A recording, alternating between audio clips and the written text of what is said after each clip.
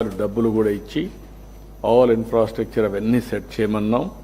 ఇంత మునుపు ఎమ్మెల్యేలు వస్తే కూర్చోవడానికి కాన్స్టిట్యున్సీలో పార్టీ ఆఫీసులు తప్ప లేకుంటే గెస్ట్ హౌస్లు తప్ప ఎక్కడ ఉండేటివి కాదు.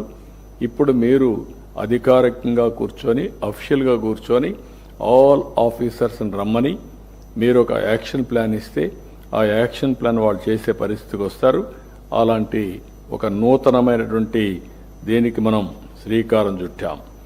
ఈ కార్యాలయాల్లో మీరు చూస్తే ఎమ్మెల్యే, జిల్లా నోడల్ ఆఫీసర్, ఒక అకాడమిషియన్, ఒక ప్రొఫెషనల్, ఇంకొక పక్క విజన్ స్టాఫ్, ఈ విధంగా 9 మందితో మీకు ఇవ్వడం జరిగింది. ఇంకొక పక్కన ఎక్కడికక్కడ మీకుండే సమస్యలను బట్టి ప్రాధాన్యత క్రమాలు మీరు కూడా తయారు చేస్తున్నారు.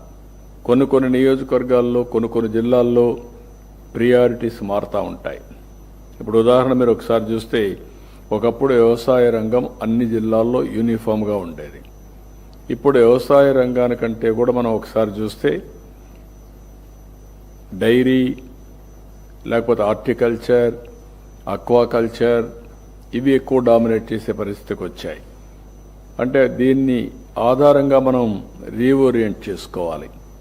కొన్ని జిల్లాల్లో డైరీ బాగా ఉంది, కొన్ని జిల్లాల్లో హార్టికల్చర్ చాలా బాగుంది, కొన్ని జిల్లాల్లో మీరు చూస్తే అక్వాకల్చర్ ఎక్కువ ఉండే అవకాశం ఉంది.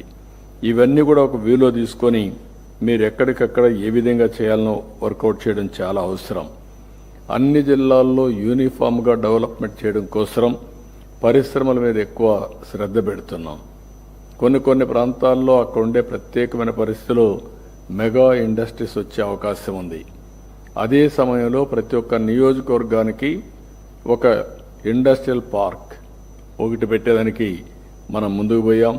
చాలా వరకు స్టార్ట్ చేశాం. తొందరలోనే 3 నెలల్లో లేకపోతే 6 మంత్స్లో అన్ని నియోజకవర్గాల్లో 175 ఇండస్ట్రియల్ పార్క్స్ని, ఎంఎస్ఎంఈ పార్కుల్ని ఏర్పాటు చేస్తాం. ఇంకొక పక్కన ఈ మంత్లోనే ఏదైతే రతన్ టాటా ఇన్నోవేషన్ హబ్బు